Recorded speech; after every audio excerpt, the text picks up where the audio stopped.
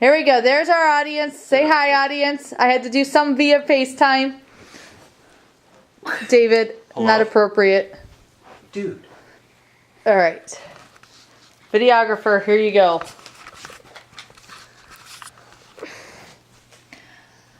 I was part of a growing problem 8 years ago when I weighed 245 pounds. The growing problem I'm talking about is obesity in America. I have found some startling information online November 14th in a research report, A Heavy Burden, the individual costs of being overweight or obese in the United States. More than 60% of the United States is overweight or obese. And if that current trajectory continues, 50% of the population will be obese by 2030. As a mom, this is an alarming number. With obesity projected to increase, diseases related to obesity will see an increase, as well as healthcare costs, and obesity may shorten the American lifespan. Due to increases in technology, the United States has far less activity than it has ever had before. According to the 12th edition of the textbook, Lifetime Physical Fitness and Wellness, a personalized program, we are told this. In the United States, physical inactivity is the second greatest threat to public health and has been termed sedentary death syndrome. As more people started to enjoy the good life, we saw a parallel increase in the incidence of chronic diseases such as cardiovascular disease, cancer, diabetes, and chronic respiratory diseases. It's sad because the majority of these diseases are preventable and no one wants to deal with them if they don't have to. I grew up with extended family being obese and my parents being overweight, but I was thin and athletic. After I graduated high school and got married, I gained weight. Eventually, I decided I needed to make changes and change my lifestyle. I have lost over 90 pounds by diet and exercise. I have been able to manage this while being a wife and mother. I'm also a certified personal trainer and a full-time dietetics student. I love being able to teach my children the value of good diet and exercise. This was something I didn't know about as a child. The purpose of this speech is to show you the effects of obesity on us as well as the ways to educate you on how to stay or become healthier from proper diet and regular exercise. A person who is obese has a high risk factor to many health problems. The NASM Essentials of Personal Fitness Training tells us some research indicates discontinuing or significantly decreasing physical activity can actually lead to a higher risk of obesity-related diseases that are related to lifestyle. Meanwhile, daily activity levels continue to decline. This obesity epidemic can be reversed. Accessed on November 14th, the website healthyamericans.org has a report named F as in Fat, How Obesity Threatens America's Future in 2012.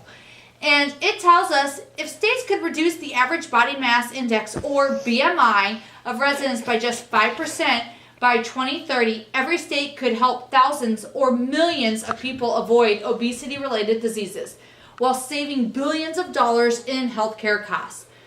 Even 5 to 10 pounds lost per person would make a huge difference. But imagine how greatly the occurrences of obesity-related diseases would reduce if people on average dropped more than that 5% of their weight.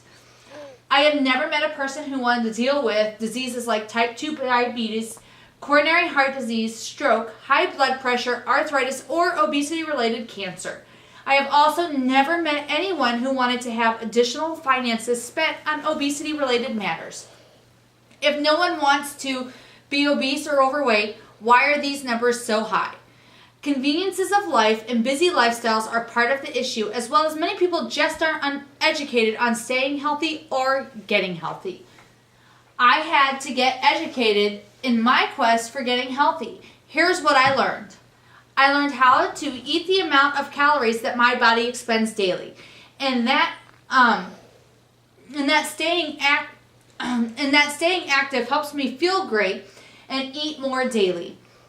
I learned to overcome challenges I came across and not to make excuses for why I couldn't get healthy. It wasn't too late for me to get healthy, and it's never too late for anyone.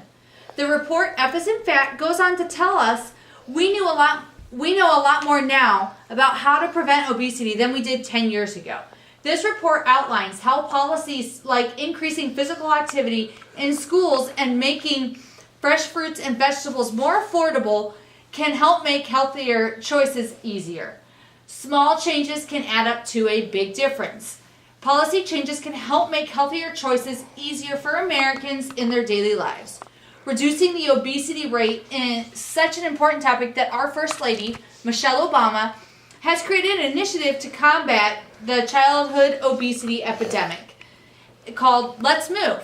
On November 14th, I read, the good news is that by making just a few lifestyle changes, we can help our children lead healthier lives, and we already have the tools we need to do it. We just need the will. What can we do to get the American population to shrink and not continue to grow? Many have never been obese or overweight, but many are. And often when you're obese, you can feel overwhelmed and not know where to begin to gain control. A little education on how to get healthier can go a long way. The first part is simple. Get out and move more. Increase your activity level a little at a time. The options are endless for being active. It can be anything that gets your heart rate up. Be creative and have friends or family join you. Here are 7 great reasons I found online on November 14th according to the Mayo Clinic article called Exercise, 7 Benefits of Regular Physical Activity. Exercise controls weight, combats health conditions and diseases, improves mood, boosts energy, promotes better sleep, puts spark back in sex life, and can be fun. Many people feel they don't have enough time to add exercise into their days. I have to say, there are times it's hard to do, but changing your priorities and being organized and intentional with your time, it is possible. Lifetime Physical Fitness and Wellness tells us that even though the duration of 20 to 30 minutes of continuous, vigorous intensity activity is ideal, short, intermittent physical bouts of at least 10 minutes long each are beneficial to the cardiorespiratory system. I think if someone is committed to getting healthy, they can begin by walking for 10 minutes at least twice a day. Nutrition can be a difficult part though. Most people don't understand how to eat a balanced diet, control their portions, or the concepts of calories that go into your mouth must be burned by your body. Being honest with yourself by tracking your calories and tracking your weight is key. If you gain weight beyond a daily fluctuation, then you need to lower your calories and or add activity to your day.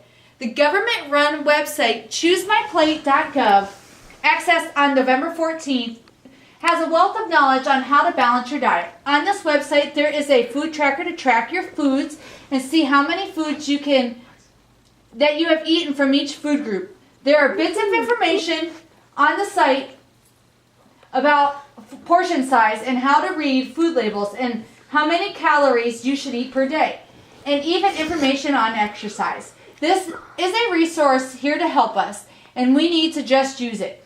This plate diagram gives us a general idea of how your plate should look for each meal.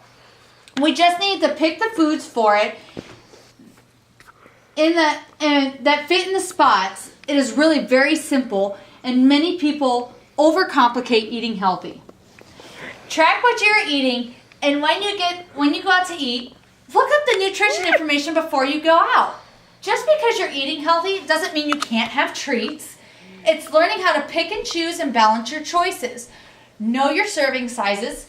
Don't be afraid to try something new. Eating well can taste great too. Changing the way you cook things can make a huge difference in your diet. Dad. So many people don't know how to do this balance. So what can we do to change that and the obesity rates? According to Let's Move, we are told everyone has a role to play in reducing childhood obesity. If we set the example and get ourselves healthy, we can teach our children and others the same thing. Let's improve our quality of life and get healthy. Both Let's Move and Epsom Fat tell us their solutions to help combat this issue. They include school meal standards, nutrition standards for snacks and drinks in school, physical activity and education in elementary and secondary schools, food marketing to children, foods in the federal food program, improving healthy food pricing and availability, funding for obesity prevention, and also education and information availability for everybody. The goal of combating obesity can be accomplished with little changes and a realistic goal. I've mentioned some great resources for each of us to be our healthiest. We just need to use them. There are lots of great apps and sites to track your nutrition and activity. Plus, you can use a dietitian, a nutritionist, or a personal trainer to help you develop a plan. There are so many ways to take control. You just have to take action. Even if we are a healthy weight and are inactive, now is the time to work to keep our heart in good shape. Being a normal weight doesn't mean we are healthy. We want to have a high quality of life. Proper nutrition and regular exercise can easily become a part of anyone's life if we just take the time to do it. Showing how to have a balance and staying healthy is a great example. Now you can see the growing problem of obesity in our country and the effect it has on our health. Our healthcare costs are going up due to obesity-related health issues. We need to start with ourselves and work towards educating our young children and make it a group effort. Every teacher should have to take at least one exercise and nutrition class for their degree so they have a firm grip on what nutrition is and how to teach nutrition and exercise in our schools. Be honest with yourself about your activity, your weight, and your diet, and have others help keep you accountable. Share your goals. The problem is large, so what are you going to do today?